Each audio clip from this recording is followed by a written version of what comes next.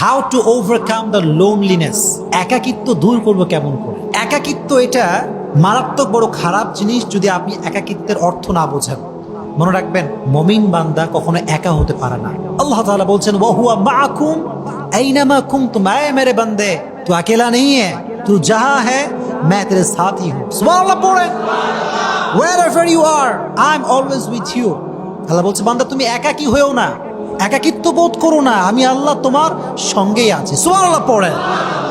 একাকী ফিল করবেন না। মনে রাখবেন, দুনিয়াতে কেউ আমার সঙ্গে না থাকতে পারে, আছে কে? কেউ আমার সঙ্গী না হতে পারে, আমার সঙ্গী একজন, তিনি কে? লা তাহজান ইন্নাল্লাহা মা'ানা, never lose hope, never be frustrated, Allah is with us. হতাশ হয়েও না, নিরাশ হয়েও না। একা লাগছে, কষ্ট লাগছে, মনে হচ্ছে কেউ ভালোবাসে না, মনে হচ্ছে কেউ বোঝে না, মনে রাখবা আল্লাহ তোমারে বলছে, আল্লাহ তোমার সাথেই আছে। সুবহানাল্লাহ পড়েন। একাকিত্ব বোধ করবেন না। আচ্ছা, যদি খুব বেশি একা লাগে কি করতে পারেন? কথাগুলো খুব মনোযোগ দিয়ে শুনবেন। একাকিত্ব দূর করার জন্য প্রথমে যে কাজটি আপনি করবেন সেটা হচ্ছে accept your loneliness as a mercy from your Lord. এই যে একাকিত্ব বোধটা আপনি করছেন, এটাকে আল্লাহর রহমত হিসেবে গ্রহণ করবেন। কেন হুজুর কষ্ট পাচ্ছি আমি, এটা রহমত কেমনে হয়? আরে ভাই, কিছু কিছু একাকিত্ব আমাদেরকে নতুন করে বাঁচতে শেখায়। কিছু কিছু একাকিত্ব এটা আমাদেরকে বোঝায় যায় যে দুনিয়াতে আসলে আপন বলতে কেউ নাই, দুনিয়াতে সব স্বার্থের খেলা, দুনিয়াতে তো আমার একমাত্র আপন একজন, তিনি কে? এটা একাকিত্ব বোধ আমাদেরকে নতুন করে শিখিয়ে দেয়। আর মনে রাখবেন, একটা হাদিস শোনাই, মনোযোগ দিয়ে শুনবেন, একদম দিলের কান দিয়ে শুনবেন। যদি আপনার একাকিত্ব, আপনার কষ্ট, আপনার দুঃখ, আপনার ডিপ্রেশন আপনাকে জাস্ট 1 ইঞ্চি আপনার রবের কাছে নিয়ে যায়, এটা আপনার রবের পক্ষ থেকে বিশাল বড় একটা উপহার। সুবহানাল্লাহ পড়েন। If your depression, your loneliness, your calamities, your sadness brought you closer to Allah, even on inch, just on inch, that is the gift from your Lord. দুঃখ, কষ্ট, হতাশা যদি রবের দূর থেকে আমাদেরকে কাছে নিয়ে আসে, আল্লাহ বলছে এটা আমার পক্ষ থেকে পাঠানো তোর জন্য একটা উপহার, সারপ্রাইজ। সুবহানাল্লাহ পড়েন। Accept your loneliness as a mercy from your Lord. একাকিত্ব এটা আল্লাহর রহমত। এই চিন্তা যখন করবেন তো দেখবেন যে আপনি হালকা ফিল করছেন। রাজি আছেন তো ইনশাআল্লাহ? Good, very good. আচ্ছা, যখন খুব একা লাগবে তো অন্তত এই কথা মাথায় রাখবেন যে একা আছি, ভালো আছি, একা আছি, ভালো আছি। যদি লাইফে কেউ আসে আর যদি ছ্যাঁকা একবার দিয়ে দেয়, আমি তো বেকা হয়ে যাব। অন্তত একা আছি, ভালো আছি, কেউ কষ্ট দেওয়ার সুযোগই পাবে না। কথা বলেন ঠিক কিনা? আই এম ওকে। অন্তত পক্ষে মানুষের দেওয়া কষ্টের থেকে আপনি দূরে আছেন। আলহামদুলিল্লাহ পড়েন।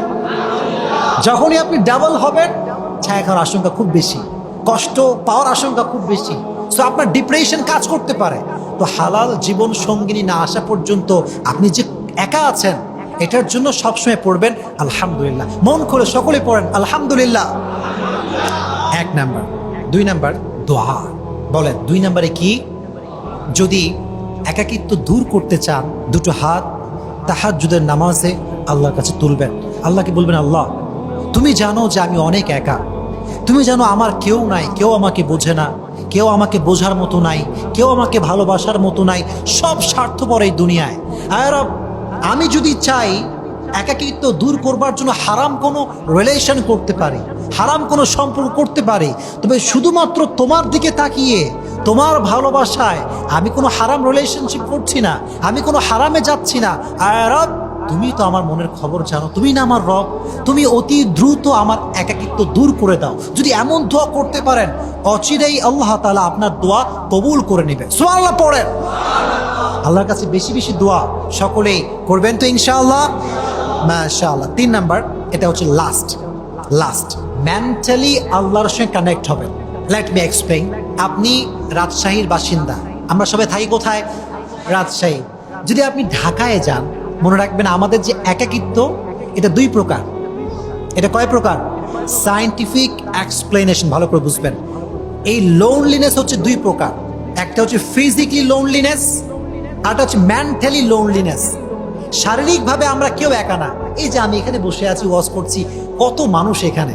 মানুষ সামাজিক জীব, মানুষ একা হতে পারে না, মানুষ একা হতে পারে না। সমস্যা কোথায়? আপনি রাজশাহী থেকে ঢাকায় গেছেন, ফোন দিচ্ছেন মারে, মা কেউ নাই রে মা, আমি বড় একা। ঢাকা শহরে এত মানুষ, পা ফেলার জায়গা নাই, আপনি একা কেন? প্রশ্ন আছে না নাই?